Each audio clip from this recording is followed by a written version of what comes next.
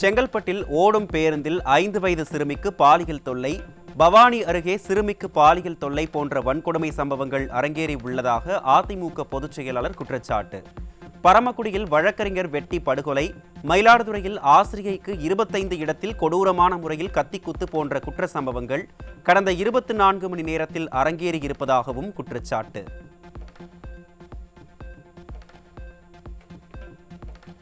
Stalin model திமுக ஆட்சி என்பது யாருக்கும், குறிப்பாக குழந்தைகளுக்கும் பெண்களுக்கும் பாதுகாப்பு துளியும் இல்லாத ஆட்சி என்பதே நாள்தோறும் வரும் செய்திகள் சொல்லும் உண்மை என அதிமுக பொதுச் செயலாளர் காட்டம். முதல்வர் சட்டம் ஒழுங்கை காப்பதில் எவ்வித கவனம் செலுத்தாமல் அலட்சியமாக இருப்பதால் தமிழகத்தில் சட்டம் ஒழுங்கு சந்தி சிரிப்பதாகவும் விமர்சனம். லண்டனில் சிம்பனியான வேலியன்ட் இசையை நிகழ்த்த உள்ள இசைஞானி இளையராஜாவுக்கு அதிமுக பொதுச் செயலாளர் எடப்பாடி கே பழனிசாமி வாழ்த்து. தனக்கென தனி முத்திரை பதித்து சாதனைகள் பல படைத்து இன்னும் பல சாதனைகள் படைக்க காத்திருக்கும் இசைஞானிக்கு மனமார்ந்த வாழ்த்துகள் என்றும் அதிமுக பொதுச் செயலாளர் வாழ்த்து. திமுக ஆட்சியில் எங்கு பார்த்தாலும் கஞ்சா விற்பனை நடைபெறுவதாகவும் மகளிருக்கு பாதுகாப்பு இல்லை எனவும் முன்னாள் அமைச்சர் SP வேலுமணி குற்றச்சாட்டு. நிர்வாக திறனற்ற ஸ்டாலின் அரசு கடன் மேல் கடன் வாங்கும் நிலையில் அந்த பணமெல்லாம் என்ன ஆனது எனவும் கேள்வி. எங்க பார்த்தாலும் கஞ்சா மாத்திரை விற்கிறாங்க, போதைப் பொருள் விற்கிறாங்க, திருட்டு, கற்பழிப்பு, பாலியல் பலாத்காரம், யாருக்கும் தாய்மார்களுக்கு சகோதரிகளுக்கு பாதுகாப்பு இல்லை. டெய்லி அத்தனை நியூஸ் வருது. இன்னைக்கு நம்முடைய மாணவர்கள், இளைஞர்கள் அவருடைய வாழ்வெல்லாம் கெட்டு போயிட்டு இருக்குது. பெற்றோர்கள் அவ்வளவு கஷ்டப்படுறாங்க. எங்க பார்த்தாலும் போத. இன்னைக்கு பாத்தீங்கன்னா காவல்துறை அவ்வளவு மோசமாயிருச்சு. இன்னைக்கு நம்முடைய அதிமுக ஆட்சியில காவல்துறை எப்படி இருக்கு? நாங்கெல்லாம் பொறுப்புள்ள ஏதாவது தலையிடுவோமா? சுதந்திரமா செயல்பட்டாங்க. இன்னைக்கு இங்க இருக்கக்கூடிய DSP, SP, இன்ஸ்பெக்டர் எல்லாம் நீங்க எங்க போனாலும் இன்ஸ்பெக்டர் தான், போலீஸ் தான், இன்ஸ்பெக்டர் தான், SI தான், DSP தான். மக்களுடைய வரிப்பணம் சம்பளம் வாங்கக்கூடிய தயவு செஞ்சு மனசாட்சியோட வேலை செய்யுங்க. கரூரில் செந்தில் பாலாஜி ஆதரவாளர்களின் இல்லங்களில் CRPF வீரர்களின் பாதுகாப்புடன் சோதனையில் ஈடுபட்ட அமலாக்கத்துறை அதிகாரிகள். அரசு ஒப்பந்ததாரர் MCS சங்கர் ஆனந்த், கொங்கு மெஸ் மணி, சக்தி மெஸ் கார்த்தி ஆகியோரது இல்லங்களில் சோதனை.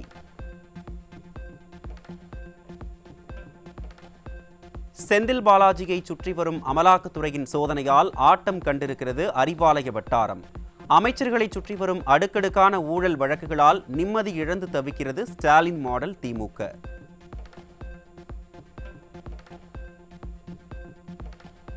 கரூரில் அரசு ஒப்பந்ததாரர் MCS சங்கர் ஆனந்தின் அடுக்குமாடி குடியிருப்பில் முக்கிய ஆவணங்கள் சிக்கியது. ED சோதனை நடைபெற்று வரும் நிலையில் முக்கிய ஆவணங்களை சாக்குப்பையில் எடுத்துச் சென்ற அதிகாரி. சென்னை ஆழ்வார்பேட்டையில் வசித்து வரும் காசி என்பவரின் வீட்டில் அமலாக்கத்துறையினர் சோதனை. தமிழ்நாடு மின்வாரிய அலுவலகத்தில் அதிகாரியாக பணியாற்றி வரும் காசியின் வீட்டில் கடந்த 2023ஆம் ஆண்டு வருமான வரித்துறையினர் சோதனை நடத்திய நிலையில் தற்போது அமலாக்கத்துறையினரும் சோதனை.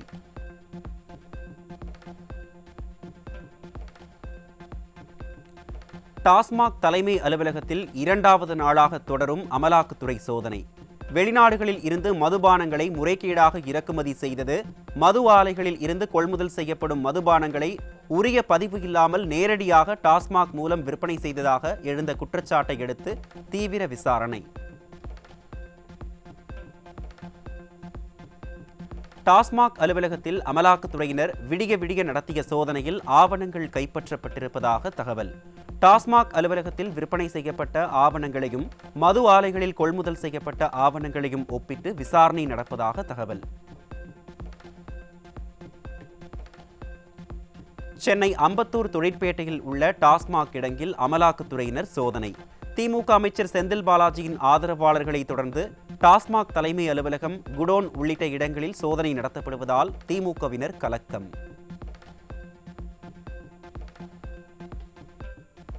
சென்னை 1000 விளக்கு பகுதியில் உள்ள SNJ மதுபான ஆலை உரிமையாளருக்கு சொந்தமான இடங்களில் அமலாக்கத்துறையினர் சோதனை.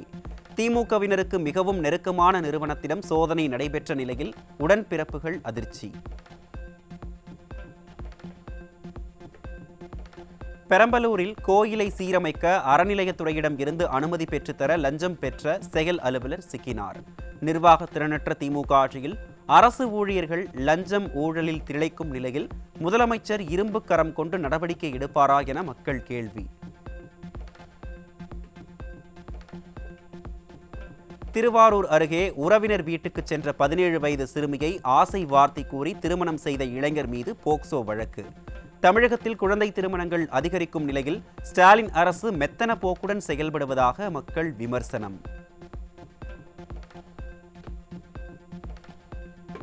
திருவண்ணாமலை மாவட்டம் வந்தவாசி அருகே விடுதியில் தங்கியிருந்த பள்ளி மாணவியை கடத்திச் சென்று பாலியல் வன்கொடுமை செய்த இளைஞர் போக்சோ சட்டத்தின் கீழ் சிக்கினார். எதிர்க்கட்சித் தலைவர் எடப்பாடி கே பழனிசாமி கூறுவது போல் நிர்வாக திறனற்ற ஆட்சியில் பெண்களுக்கு துளியும் பாதுகாப்பு இல்லாதது மீண்டும் நிரூபணம்.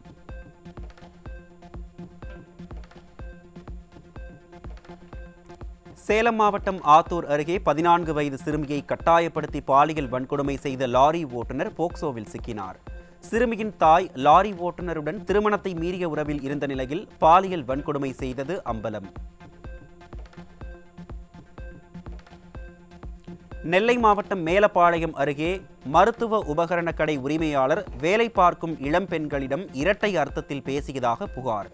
ஸ்டாலின் ஆட்சியில் பெண்களுக்கு எதிரான அராஜகம் அதிகரித்து வரும் நிலையில் வழக்கம் போல் ஆழ்ந்த கும்பகர்ண தூக்கத்தில் இருக்கும் காவல்துறை. போய் கம்ப்ளைண்ட் கொடுங்க, ஸ்டேஷன்ல போய் கம்ப்ளைண்ட் கொடுங்க. சரி தர முடியாது, நான் எப்பவுமே சொல்றேன், தர மாட்டேன், போய் கம்ப்ளைண்ட் கொடுங்க. சார் அடுத்தவங்க சர்டிஃபிகேட் பிளாக் பண்ணிட்டு சார், நான் யாருன்னு உனக்கு தெரியாது, புரியுதா? நான் பொறுமையா பேசிக்கிட்டு இருக்கேன், வேற மாதிரி இருக்கும், அது விருப்பப்படலை, புரியுதா? முடியாதுங்க, தர முடியாது. உங்க என்ன பண்ண முடியுமா பண்ணிக்கிடுங்க, பண்ண முடியாதுங்க. இப்போ சொல்லுங்க, நான் இப்படியே போய் பதில் ஸ்டேஷன் சொல்லுங்க, தர மாட்டேன்னு ஒரு சொல்லுதான்னு போய் நீ கம்ப்ளைண்ட் கொடுத்து போங்க. இன்ஸ்பெக்டர் நம்பர் தரட்டுமா இல்லை எஸ்ஐ நம்பர் தரட்டுமா?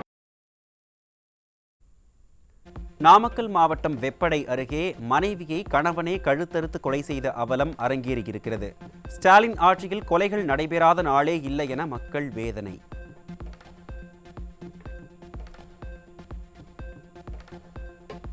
மயிலாடுதுறை மாவட்டம் மதுரா நகர் பகுதியில் மூதாட்டியை 15 இடங்களில் கத்தியால் குத்தி பொறியியல் பட்டதாரி வெறிச்செயல். ஸ்டாலின் ஆட்சியில் பட்டதாரி இளைஞர்களே இத்தகைய வெறிச்செயலில் ஈடுபடும் அளவிற்கு தமிழகம் சீரழிந்திருப்பதாக மக்கள் வேதனை.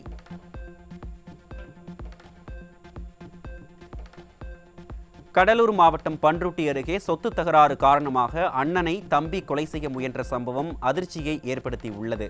ஸ்டாலின் ஆட்சியில் சாமானியர்கள் கூட துணிச்சலுடன் குற்ற சம்பவங்களில் ஈடுபடும் அளவிற்கு சட்டம் ஒழுங்கு சந்தி சிரிப்பதாக மக்கள் வேதனை.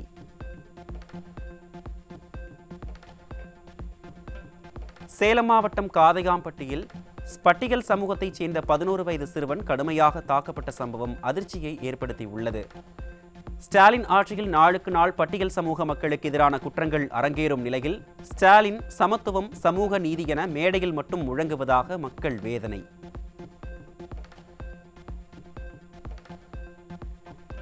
சென்னையை அடுத்த ஆவடி அருகே ஆள் மாறாட்டம் செய்து நில விற்பனையில் ஈடுபட்ட பெண் சிக்கினார்.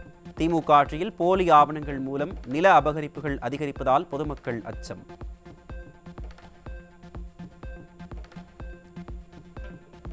கோவை மாவட்டம் அன்னூர் அருகே கரியாம்பாளையத்தில் கஞ்சா விற்பனையில் ஈடுபட்ட வடமாநில பெண் உள்ளிட்ட 2 பேர் 3 கிலோ கஞ்சாவுடன் பிடிபட்டனர். திறனற்ற ஸ்டாலின் ஆட்சியில் கஞ்சா விற்பனை தாறுமாறாக நடைபெறுவதாக பொதுமக்கள் குற்றச்சாட்டு. 11ஆம் வகுப்பு பொதுத் தேர்வில் முதல் நாளிலேயே தமிழ் உட்பட மொழிப்பாட தேர்வில் 10,070 மாணவர்கள் தேர்வு எழுதாத அவலம். கல்வித்தரம், ஆசிரியர் பற்றாக்குறை போன்ற காரணங்களால் மாணவர்கள் தேர்வையே புறக்கணிக்கிற நிலை உருவாகி இருக்கிறதா என கேள்வி எழுப்பியுள்ள மக்கள் 10ஆம் வகுப்பு பொதுத் தேர்வை எத்தனை மாணவர்கள் புறக்கணிப்பார்களோ என பொதுமக்கள் அச்சம். செங்கல்பட்டில் திராவிட மாடல் முதல்வர் ரோட் ஷோ நடத்த உள்ளதை முன்னிட்டு சாலையோர நடைபாதை கடைகளை அப்புறப்படுத்த நெருக்கடி கொடுக்கும் அதிகாரிகள். அதிகார மமதையில் சர்வாதிகார போக்குடன் செயல்படும் ஆட்சியாளர்களால் வாழ்வாதாரத்தை இழந்து தவிப்பதாக எளிய வியாபாரிகள் வேதனை. எடப்பாடியார் வந்தாரு, கொடி திறக்க வந்து அப்ப கூட இந்த மாதிரி அராஜகம் பண்ணவே இல்லை. ஆனா இப்ப வந்து அராஜகம் ரொம்ப பண்றாங்க. எதுக்கு கூடாது, எடுத்துருங்க. நீங்க இங்கேதான் மண்ணே தான் கொடி கம்பம் ஓபன் பண்ணாங்க. அப்ப கூட எங்களை வந்து எதுவுமே சொல்லல. ஒரு நாள் கடை போடாதீங்க, அவர் வராருன்னு சொன்னோன்னு நாங்க ஓபன் பண்ணல. ஆனா இவர் வரத்துக்கு இன்னும் 5 நாள் இருக்கு, அதுக்குள்ள நீங்க உங்க கடையை மூடிடணும், இருக்கக்கூடாது, நீங்க இங்க இருக்கவே கூடாது, நீங்க கிளம்பிடணும்னு சொல்றாங்க. அது வந்து ரொம்ப கஷ்டமா இருக்குது எங்களுக்கு. இது வந்து ஒரு நாள் வர்றதுக்கு 10 நாள் பொறுப்பு போச்சு. இப்போ நாங்கள் கடையை பிரிச்சுட்டோம். திரும்பி நாங்கள் ஒரு ஓலைக்கோட்டை போட்ட வேலை 5,000 ரூபாய் 20,000 ரூபாய் ஆகும். இது கோவையில் 2,345 ரூபாய் சொத்து வரி செலுத்தி வந்த மார்க்சிஸ்ட் கம்யூனிஸ்ட் கட்சி அலுவலகத்திற்கு அபராதத்துடன் 95,033 ரூபாய் சொத்து வரி விதிக்கப்பட்டதால் அதிர்ச்சி. சொத்து வரி உயர்த்தப்பட்ட போது வாய் மூடி மௌனியாக இருந்த கம்யூனிஸ்டுகள் இப்போது 100% சொத்து வரி உயர்ந்தாலும் 4,000 ரூபாய் தானே வர வேண்டும், எப்படி 95,000 ரூபாய் வந்தது என புலம்பல்.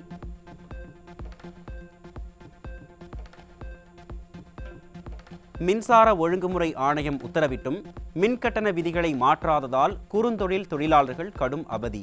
குறுந்தொழில் சங்கங்கள் தொடர்ந்து போராடி வரும் நிலையில் திராவிட மாடல் அரசு நியாயமான கோரிக்கைகளை இதுவரை ஏற்காததால் சிறு தொழில்கள் நசிவடையும் அவலம்.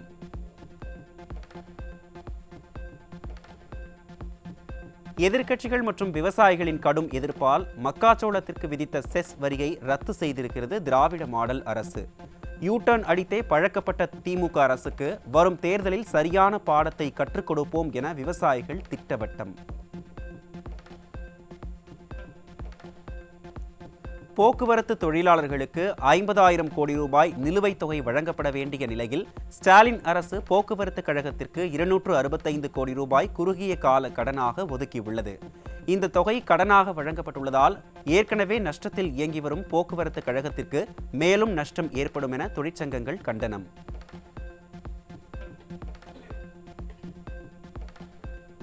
தெலங்கானா மாநிலத்தில் 1,500 கோடி ரூபாய் மதிப்பில் லென்ஸ்கார்ட் தொழிற்சாலை அமைக்கப்பட உள்ளது. அண்டை மாநிலங்களிலெல்லாம் தொழில்துறையில் புதிய மைல்கல்லை எட்டி வரும் நிலையில் ஸ்டாலின் அரசோ வெற்றி விளம்பரம் செய்வதாக மக்கள் வேதனை.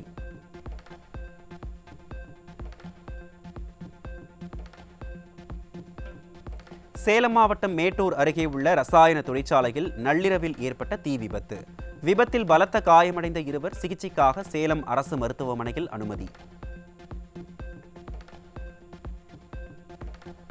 திருச்சி மாவட்டம் மணப்பாறை அருகே வரலாற்று சிறப்புமிக்க வீரப்போர் பொன்னர் சங்கர் கோவில் வேடப்பரி விழா கோலாகலம். லட்சக்கணக்கான பக்தர்கள் பங்கேற்று சுவாமி தரிசனம்.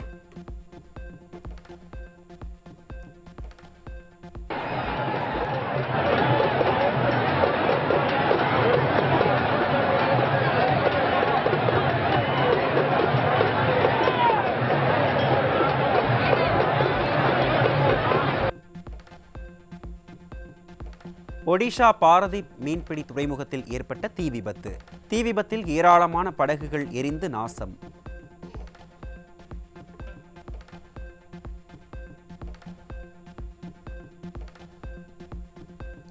ஹைதராபாத் அருகே பகதூர்புராவில் உள்ள ஒரு ஸ்கிராப் லாரி கிடங்கில் பெரும் தீ விபத்து. கொழுந்துவிட்டு எரிந்த தீயை தண்ணீர் பீச்சி அடித்து அணைத்த தீயணைப்பு துறையினர்.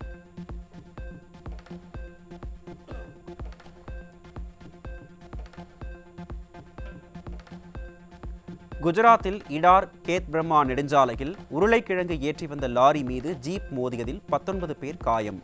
காயமடைந்தவர்கள் ஆம்புலன்ஸ் மூலம் சிகிச்சைக்காக மருத்துவமனைக்கு அனுப்பி வைப்பு.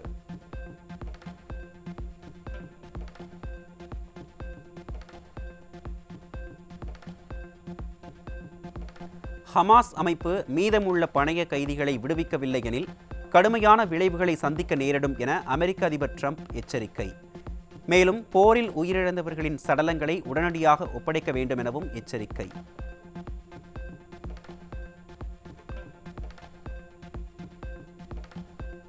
உலகின் முதல் வணிக உயிரியல் கணினியை வெளியிட்டது ஆஸ்திரேலிய ஸ்டார்ட் அப் நிறுவனம். வணிக உயிரியல் கணினி உயிருள்ள மனித மூளை செயல்களில் இயங்கும் என்பதால் AI தொழில்நுட்பத்தை விட வேகமாக கற்றுக்கொள்ள முடியும் என தகவல்.